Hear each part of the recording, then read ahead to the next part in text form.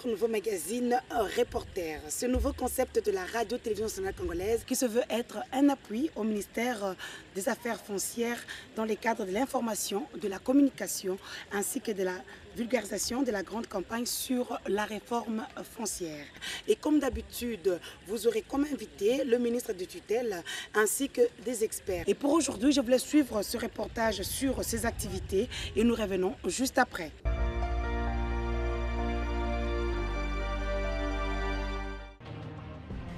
Il est d'une conviction inébranlable et d'une simplicité légendaire parmi les politiques congolais.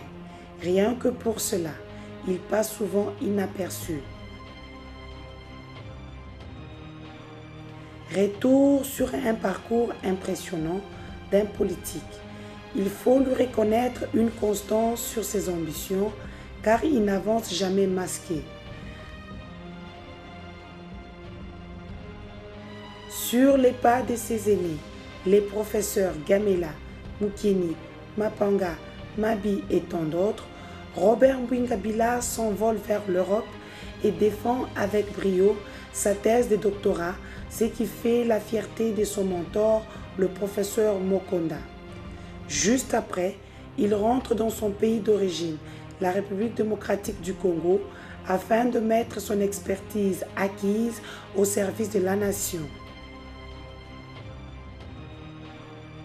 Et même s'il n'était pas un grand politicien prometteur, il n'est pas passé inaperçu tant il est très intelligent et sage.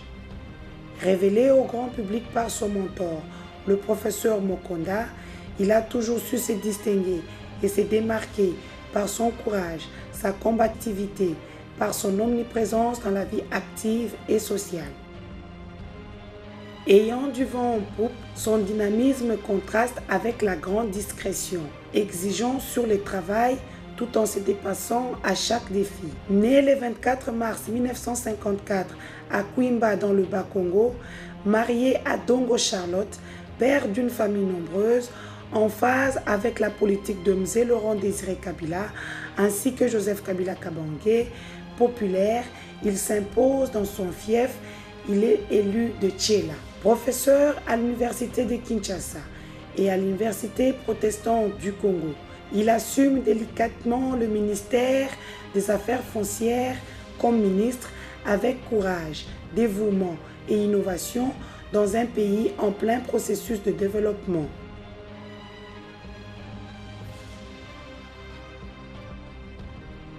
Robert Mbouingabila a su faire de la terre une ressource incontournable d'apport de recettes au trésor public dans le cadre de la matérialisation de la révolution de la modernité, vision chère du chef de l'État congolais.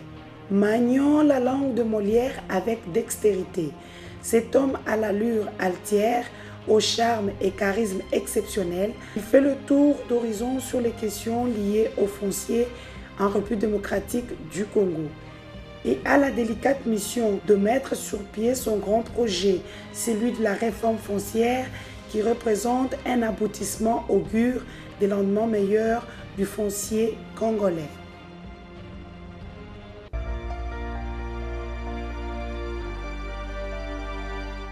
Une vision, celle de la révolution de la modernité de la République démocratique du Congo dans tous les domaines. Une action, celle de la matérialisation. Son Excellence Joseph Kabila Kabange veut à tout prix que son pays se développe sur tous les plans d'ici 2025.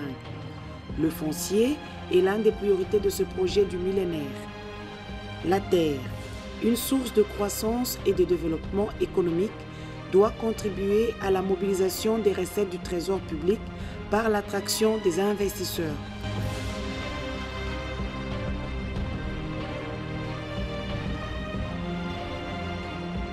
C'est dans ce cadre que Robert Mbouingabila, ministre des Affaires foncières, a effectué une tournée américano-européenne à la tête d'une forte délégation congolaise. Primo, à New York, en vue de participer à une conférence sur la pauvreté des femmes liées au foncier.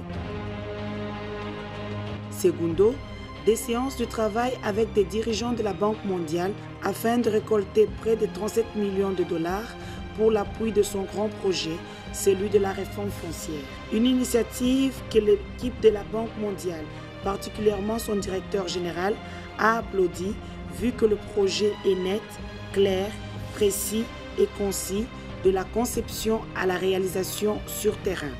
Le montant minime respecte la fourchette de l'action, à côté de projets amenés par d'autres pays, et ont confirmé leur présence d'ici peu dans la capitale congolaise pour l'appui effectif du projet. Une initiative qui a abouti à une réussite et l'ensemble du gouvernement conduit par le Premier ministre Matata Ponyo sous l'impulsion du chef de l'État, Joseph Kabila Kabange, peut s'en féliciter. La machine est en route. Congolais d'ici et d'ailleurs, il est temps d'oublier ce qui vous divise, mais d'apporter votre expertise. Plus que jamais, voici la main tendue du gouvernement congolais à tout potentiel investisseur pour ce grand projet de la République démocratique du Congo. Mais à son tour, le gouvernement congolais devra appuyer, encourager, accompagner et donner la priorité aux investisseurs congolais de souche en consommant local comme dans tous les pays du monde, vu qu'ils ne déméritent pas en expertise acquise, surtout à l'étranger. Plus que jamais, Robert Mbouingabila, toute son équipe ainsi que le gouvernement congolais avec lequel il collabore en interministériel, tient à la modernisation de l'administration foncière sous deux axes, celle de l'informatisation et la numérisation du cadastre. Et oui, la révolution est en marche, le processus est en cours.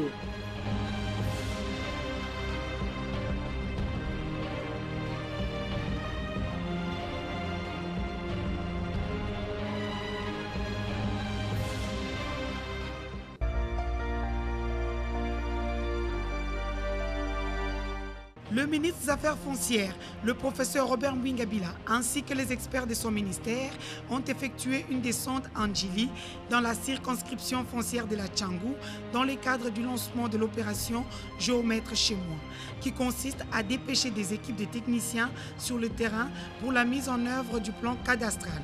Pour le ministre Robert Mbouingabila, la Tchangou est une circonscription pilote primo. Segundo, elle s'inscrit dans le cadre du programme gouvernemental de la réforme foncière.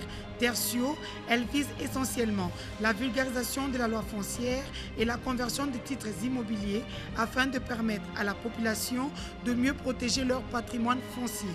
Au finish, cette opération vise à favoriser l'atteinte par le gouvernement des deux objectifs, la réduction des conflits fonciers et la maximisation des recettes du cadastre foncier au trésor public. Nul ne peut se passer de la nouvelle technologie de l'information et de la communication. Et cette arme puissante sera utilisée pour la vaste campagne axée sur la sensibilisation des propriétaires des parcelles à reconvertir leurs documents parcellaires. Et pour couronner le tout, un numéro vert sera disponible dans un futur proche afin de faciliter la communication avec la population. Et comme je venais de l'annoncer, Excellence Monsieur le Ministre, bonsoir. Bonsoir. Pour le premier numéro de ce magazine Reporter, vraiment les téléspectateurs voudraient bien savoir d'abord pourquoi la réforme foncière. D'abord, c'est quoi, selon vous, en tant que ministre du tutelle? Bien, merci beaucoup. Je voudrais commencer par rappeler que c'est dans son discours d'investiture en décembre 2011 que le président de la République a prescrit au gouvernement de pouvoir inscrire dans son programme la réforme foncière sur base d'un constat. C'est qu'aujourd'hui, la question foncière peut se résumer en une question de conflit foncier. Les conflits sont de plusieurs ordres, de plusieurs natures, mais je peux aller jusqu'à affirmer que même la guerre à l'est du pays est une guerre qui tire ses origines dans la problématique foncière. Il est donc évident que si nous voulons mettre un terme définitivement à cette guerre, il est nécessaire que nous puissions résoudre les problèmes de conflits fonciers.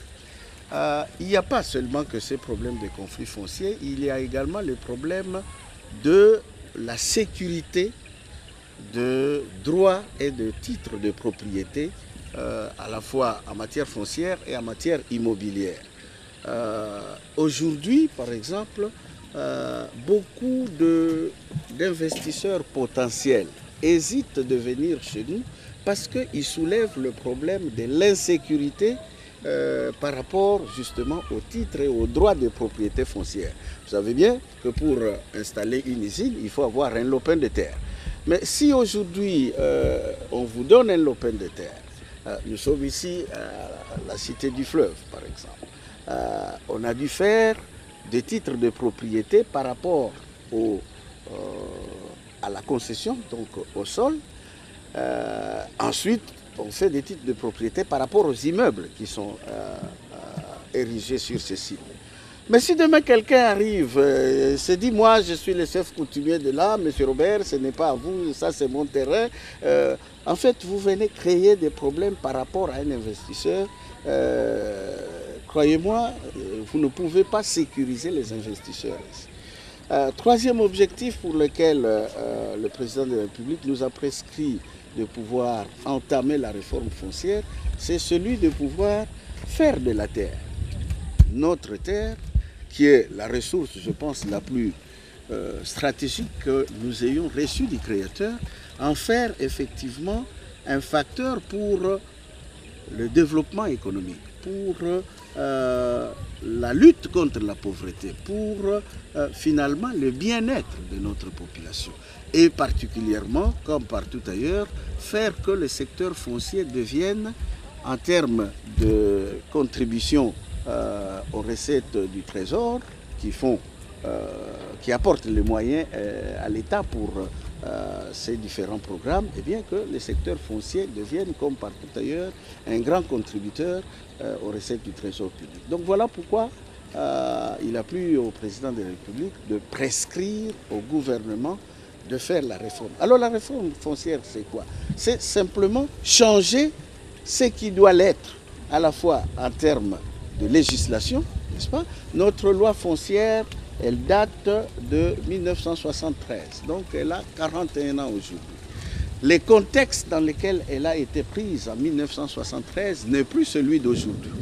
Nous pouvons parler, par exemple, sur le plan politique, de la décentralisation. À l'époque, nous avions un pouvoir fort et vraiment centralisé au niveau de Kinshasa, au niveau du pouvoir central. Aujourd'hui, nous avons une matière qui devient une matière de compétences concurrentes entre le pouvoir central et les provinces.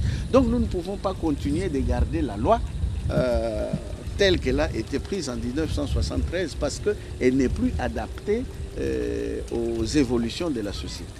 De la même façon, nous avons des comportements, nous avons des habitudes, nous avons des actions que souvent nous posons et qui en fait se traduisent finalement en source de conflits.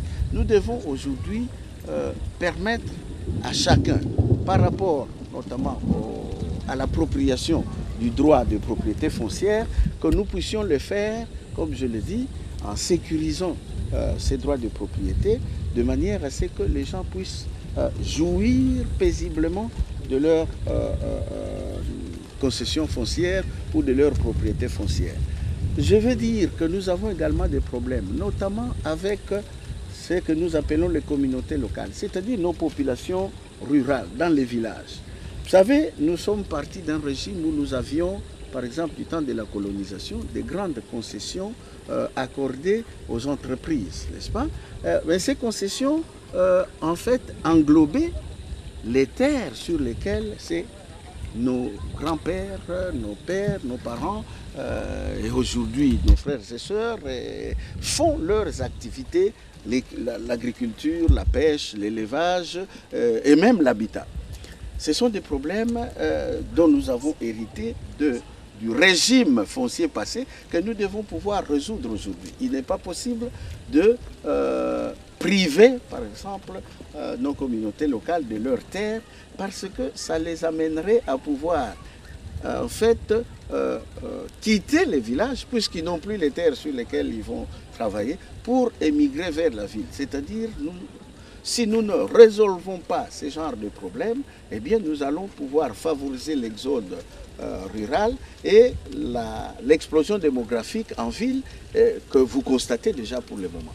Donc la réforme, c'est en réalité adapter à la fois les textes, les structures, l'organisation et même définir la politique nationale du foncier pour que demain nous ne puissions plus évoluer sur des eaux troublées, des eaux agitées comme c'est le cas aujourd'hui. Excellence, Monsieur le ministre, en parlant toujours de la réforme foncière, on a vu des images la dernière fois où vous étiez parti à New York et aussi à Paris. Est-ce que vous pouvez nous en dire plus? J'ai dit souvent que lorsque j'ai pris la tête du ministère, j'ai été surpris, peut-être par des formations,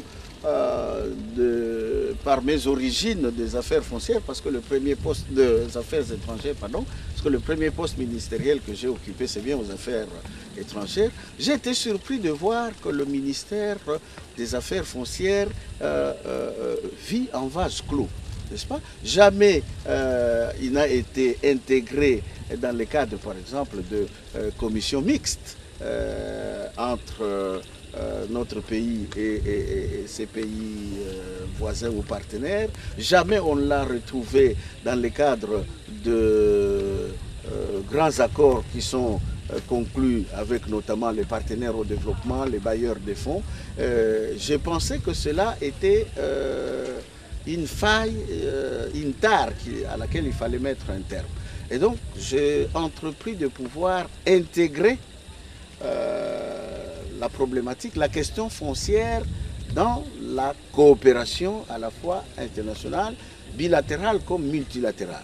Et donc mon voyage à Washington a été une réponse à une invitation de la Banque mondiale qui, depuis 3 ans maintenant, organise chaque année une conférence annuelle sur le thème du foncier et de la pauvreté. Je pense que, comme je l'ai dit à Washington, la Banque mondiale a pris conscience de ce que la terre est la première ressource dont il faut assurer une gouvernance rationnelle pour permettre de lutter efficacement contre la pauvreté. N'est-ce pas? Dans nos pays, près de 80% de nos populations sont en milieu rural. Même nos villes, quand vous regardez bien, nos villes sont en train de se ruraliser. N'est-ce pas? Dans le temps, on ne pouvait pas penser qu'on pouvait avoir tout ce que nous avons maintenant comme espace maraîcher dans les villes. Les activités de la ville, c'était des activités industrielles, des activités de services et non pas les activités du primaire. Or, regardez comment les choses se passent aujourd'hui. Beaucoup de nos populations urbaines vivent maintenant des activités qui sont plutôt du secteur primaire, c'est-à-dire de l'agriculture en termes maraîchers. Et donc, la Banque mondiale a pris conscience de ça et aujourd'hui est en train de pouvoir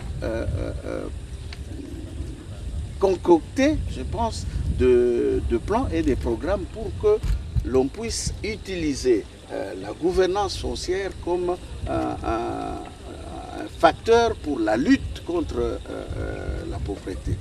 À Paris, je suis allé là-bas parce que toujours dans le cadre de ces intégrations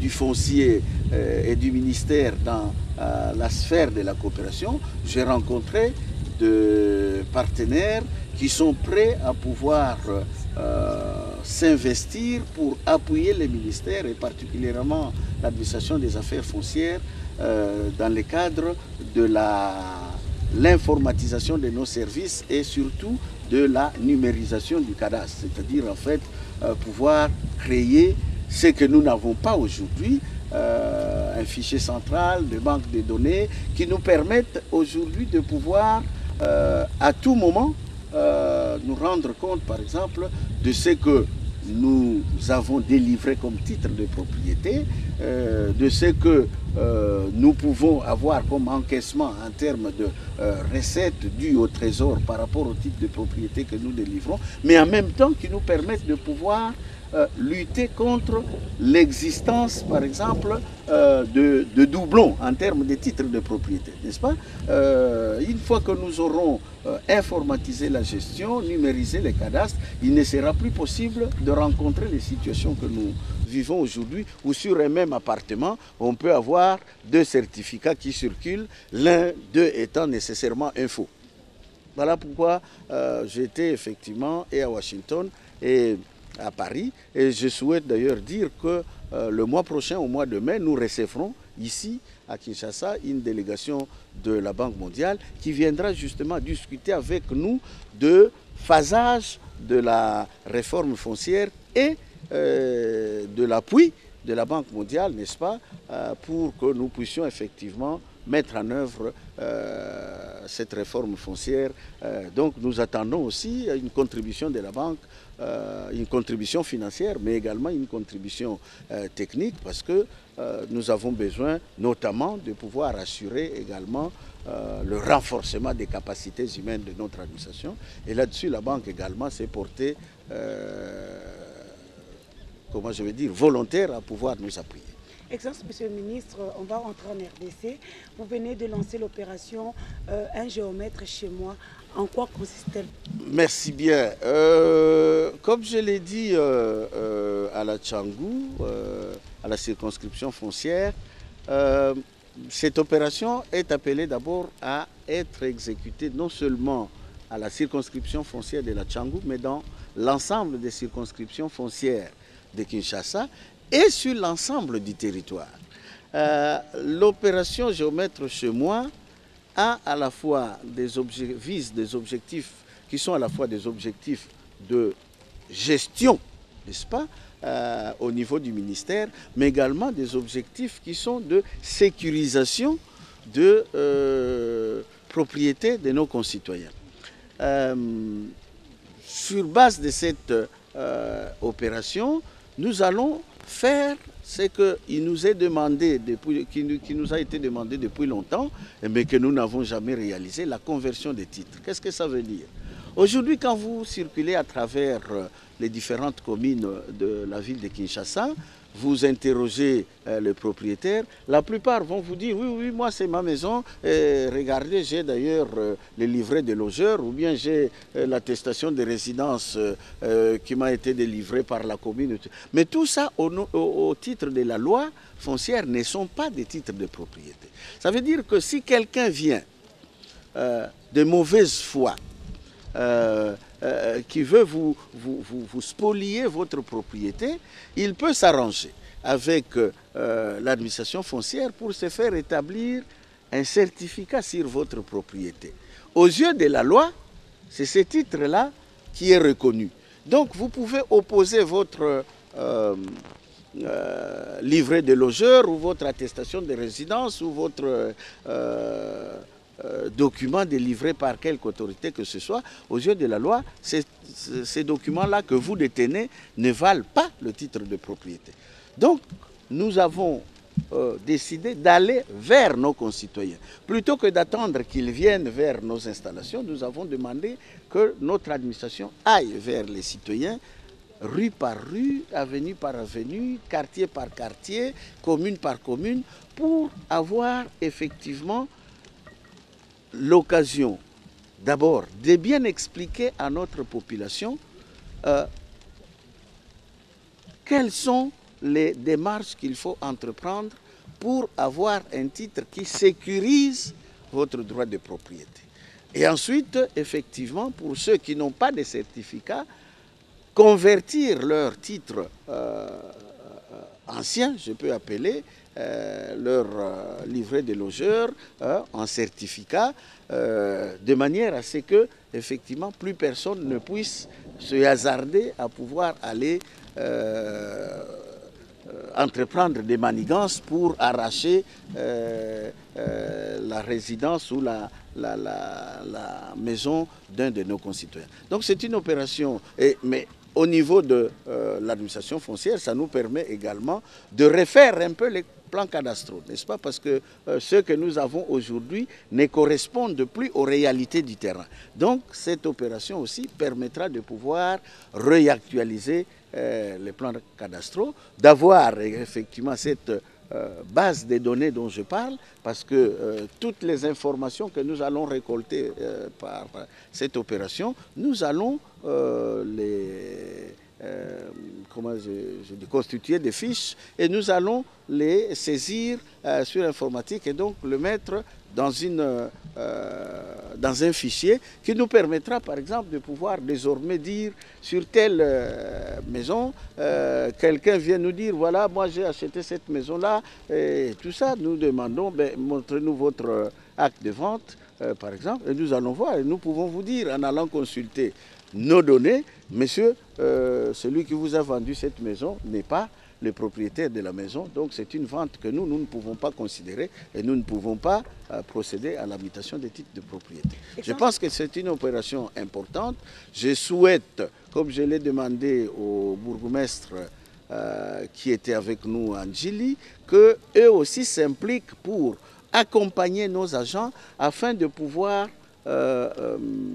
dissiper les doutes et les malentendus que la population peut avoir, parce que quand on voit un géomètre qui vient et qui dit « Ah non, nous allons mesurer tout ». Oui, il faut qu'on mesure, parce que sur votre certificat d'enregistrement qu'on va vous délivrer, on aura un croquis de votre parcelle avec ces dimensions réelles et celles de votre maison pour que justement qu'il soit mis sur les certificats et que demain, personne ne puisse venir contester l'authenticité de votre titre.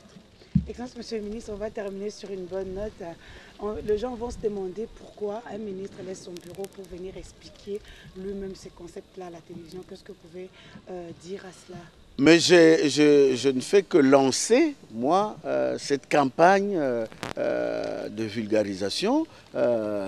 Mes experts à moi, mon administration à moi, aussi bien à Kinshasa qu'à l'intérieur du pays, devront faire le relais. Mais il est important, je pense, que sur certaines actions importantes, que le ministre lui-même s'engage pour en fait affirmer la volonté politique exprimée depuis le sommet de l'État par le président de la République et reprise par le gouvernement, afin que le commun de mortels, nos concitoyens, sachent qu'il ne s'agit pas de petites aventures qui sont faites au niveau local, que c'est plutôt un programme du gouvernement et le ministre est là pour présenter cela, pour assurer tout le monde que ce qui se fait dans le cadre du programme du gouvernement en matière foncière. Excellence, Monsieur le ministre, merci beaucoup. Merci beaucoup. Reporter, c'est terminé pour aujourd'hui. Ce magazine coordonné par Gabriel Passissamba et réalisé par Wamushala Kamba, assisté par Jancy Mayele. Charmant Lelo, Henri Alimassi était à l'image et au montage de ces magazines. Ces magazines, comme vous l'avez remarqué, est interactif et participatif. Le numéro se trouve au bas de cet écran. Vous pouvez appeler ou laisser un message et le ministre se fera le plaisir de vous répondre prochainement. Je vous dis au revoir et à la prochaine, la même chaîne, la même heure.